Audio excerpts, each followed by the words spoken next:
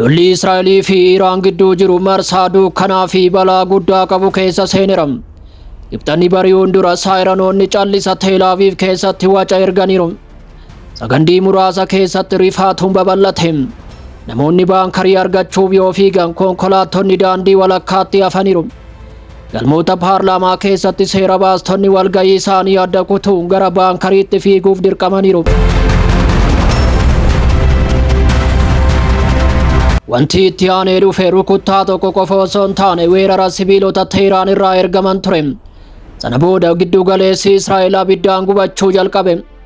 Iraan erga waraanni kun gurraandhala 28 jalqabee booda misaa'ila hamaa sanyii seexanaa darbatte jechuun maddeen Israa'el kan ibsan yoo ta'u, samiin Israa'elii walitti argamu dhoo'insaan ibse. Interseeptaroonni gara oliitti yoo fiigan doorsisni hundi hin dhaabbanne. Misaa'ilonni hedduun cabsanii seenuun balaa guddaa rifaatu uume geessisaniiru. Teel Aviiviin alatti dhoo'insi Beershebaa fi gammoojjii Naageef keessatti dhagahameera. Haleellaa sana booda dhaabbileen baraarsaa caccabaa keessa sakattaa turaniiru. Daandiiwwan cufamuu magaalli guutuun raafameera. Haleellaan kun ergaa waraanaa qofa osoo hin taane lola xiinsammuu ture. Namoota nagaa Israa'eliif ergaa sun rifaatuu battalaa fi sodaachisaa ture. Bakki kamiyyuu nageenya guutuu hin qabu. Kanuma waliin rukuttaan biraa qooda kana daran ol kaaseera. Misaa'ilonni naannoo Dimoonaa bakka sagantaa niikularaa Israa'el waliin wal qabateef yeroo dheeraaf iccitiin marfame akka rukutame gabaasni ba'eera. Haleellaan kun miidhaa geessisuu caalaa waan baay'ee dheeraa ture caccabseera. Israa'el waggoota kurnaniif imaammata dandeettii niikularaa ishee callisee ture. Tarsiimoo walxaxaa ta'een qabattee turte. Hin mirkaneessituu hin haaltusi. Amma garuu waraanni kun dhugaa dhokataa sana gara dirree waraana banaatti harkiseera. Iraan naannoo hamaa akkasii rukutuun haloo baateetti. Israa'el qofaaf osoo hin taane humnoota addunyaatiif ergaa dabarsiteetti. Bakkawwan eegumsa guddaa qaban illee waraana ammayyaa keessatti saaxilamoo ta'u.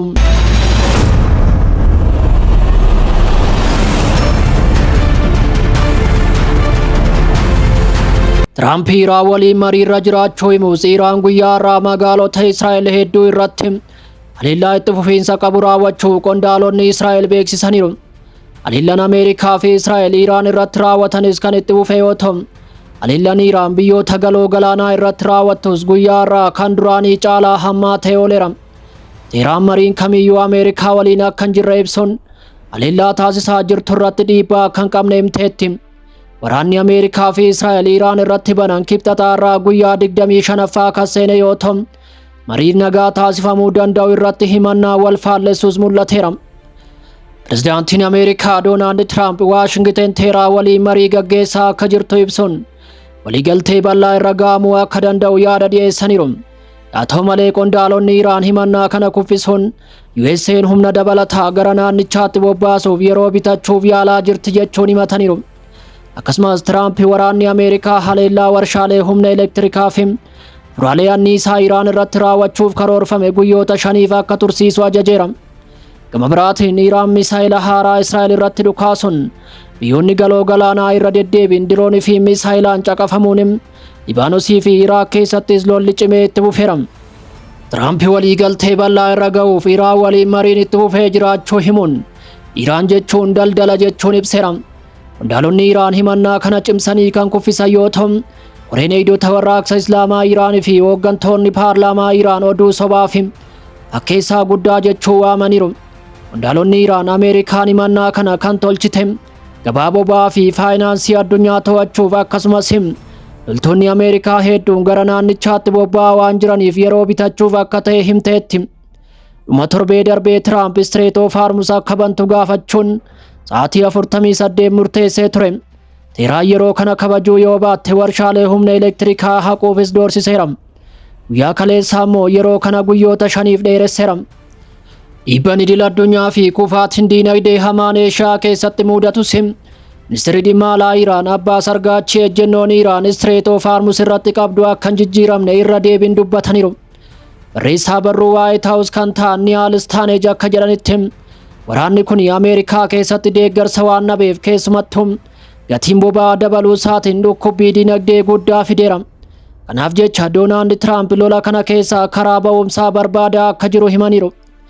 Teheraan irraa gabaasa kan kennan riippoortarri Aljaziiraa Muhammad Vaal akka ibsanitti Teheraan ergaa Waashingtan irraa dhufu kamiyyuu ilaalchisee shakkii gadi fagoo akka qabduuf himata Tiraamp marii nagaa jedhan akka sochii yeroo bitachuutti ilaalti jedheera. Iraan haasawaa marii Tiraamp dubbatan erga kuufiftee booda dambalii misaayilaa gara Israa'elitti ergiteetti. Iraan haleellaa misaayilaa dachaa Israa'el irratti furgugsite jechuun humni waraanaa Israa'el beeksiseera. Erga pireezidaantiin Ameerikaa Doonaald Tiraamp marii bu'a qabeessa ta'e qondaalota Iraan waliin taasisuu ibsanii booda Iraan rukuttaa cimaa magaalota Israa'el irratti raawwatteetti. Misaayiloonni kunneen Teel Aviv dabalatee kutaalee Israa'el hedduu keessatti dhoo'insa gurguddaa uumaniiru. Teel Aviv keessatti namni 6 madaa'uun kan gabaafame yoo ta'u, magaalota Israa'el hedduu keessatti miidhaan qaqqabe qoratamaa akka jiru poolisiin magaalaa Teel Aviv ibseera. Iraan haleellaa kana caalaa akka cimsitu himuun marii USA waliin gaggeeffame hin jiru jechuun oduu sobaa gabaa faayinaansii fi boba'aa to'achuu akkasumas bolla gadi fagoo USA fi Israa'el keessatti qabamanii jiran jalaa miliquuf kan yaadame ta'uu ibsiteetti. Eegdonni warraaqsaa Iraan taargeettiiwwan filatamoo Ameerikaa irratti haleellaa haaraa banaa akka jiru ibsuun jechoota Tiraamp kanas hojii saayikoolojii dadhabaa fi lola Teheraan irratti dhiibbaa tokkollee kan hin finne jechuun ibseera. Koreen eegdota warraaqsa Islaamaa Iraan sa'aatii 24 darban keessatti haleellaa haloo ba'uu dambalii 78ffam Ameerikaa fi Israa'el sirna Tsiyoonistii jedhee waame irratti raawwachuus beeksiseera. Dambalii dhiyeenya kanaa keessatti misaayila mataa waraana hedduu Imaadii fi Qaadir cinaatti diroonii fayyadamuu ibsuun haleellaa sirrii ta'e magaalota Israa'el Iliyaat Diimoonaa fi kaaba Teel Aviv akkasumas buufataalee waraanaa Ameerikaa naannicha keessa jiran hedduu irratti raawwatameera. Koreen eegdota warraaqsaa weerartoota tuffatamoo fi daa'imman ajjeesan jedhee waamee adabuuf haleellaa guddaa sarpiraayisii ta'e akka gaggeessus hubachiiseera. Itti dabaluunis kutaaleen lolaa eegdota warraaqsaa fi humnoota baazii harki caalan isaanii haga ammaatti dirree waraanaa akka seenne ibsuun hirmaannaan isaanii yoo barbaachisaa ta'e lola qarachuun dirree waraanaa diinaaf akka hin oolle taasisuu danda'a jechuun akeekkachiiseera. Gama biraan miidiyaaleen Iraan haleellaa bu'uuraalee anniisaa biyyattii irratti raawwate gabaasaniiru. Miidiyaaleen Iraan guyyaa irraa akka gabaasanitti haleellaan Israa'elii fi Ameerikaa dhaabbilee gaazii lamaa fi sarara ujummoo irratti xiyyeeffachuu himaniiru. Haleellaan kunis pireezidaantiin Ameerikaa Doonaald Tiraamp bu'uuraalee elektirikaa haleeluuf doorsisan irraa erga duubatti deebi'anii sa'aatii muraasa booda ta'uun gabaafameera. Haleellaa kanaan gamoon bulchiinsa gaazii fi buufanni to'annoo dhiibbaa gaazii daandii Kaaf Isfaan irratti argamu rukutameera jechuun dhaabbanni oduu Faars gabaaseera.